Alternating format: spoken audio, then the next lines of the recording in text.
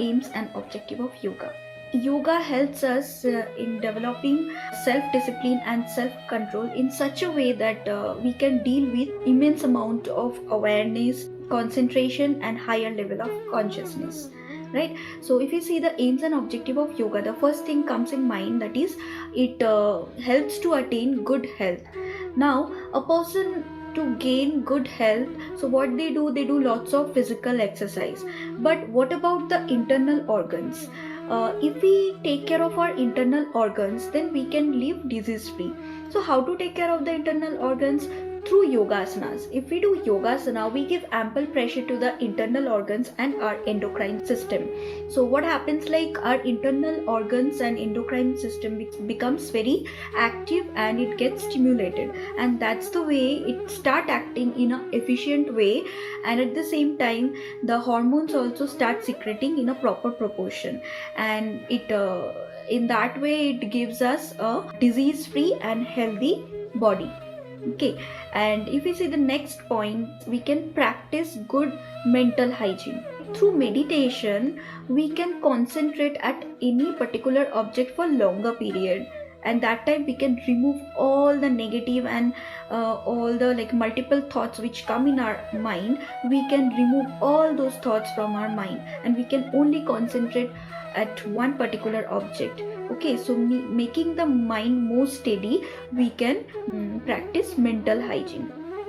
If we think about the next point which comes to our mind, is we can possess emotional stability. Now, while doing meditation, we start controlling our mind in such a way that we start control the all the negative emotions like hatred, anger, ego, then fear, all these negative thoughts, even too much excitement, sadness, sorrows, we can control.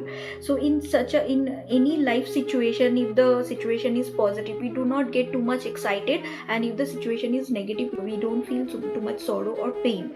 Okay, so we know how to balance in a situation, and it is very much needed. So through yoga we can balance our emotional thoughts also, right? Next, if we see, we can integrate moral values. So if we see the Ashtanga yoga, the first part is yama, means external discipline, or we can call it the social, how to live in a society, right? So in yama we learn non-violence, then non-stealing, then truthfulness, non-possessiveness. So these good characteristics are we start practicing these good characteristics, and we integrate moral values within us. Okay, and then last one is, we can tell that we can obtain higher level of consciousness. If we see the Ashtanga yoga, the last three parts, dharana, dhyana, and samadhi, if someone practice simultaneously and continuously these three parts, one can obtain the higher level of consciousness easily. And this is the main objective of yoga, to reach to the higher level. Okay, higher level of consciousness, and you can call it like your mind become blissful. Okay, so this is the main objective of yoga. Even we can say, like, through yoga one can help oneself to know the basic knowledge about one's personality, and it also helps someone to deal with any kind of life situation. Okay, and it develop discriminative mind, which can easily discriminate which is real and which is unreal. Okay, and then at the same time we can say, like, through yoga, it is very helpful in the dealing the dualities of life with equanimity. Okay, and it also helps the students in all activities. Okay, may it be academics, or maybe sports or social. So through the higher level of stamina and coordination, one can excel in the sports.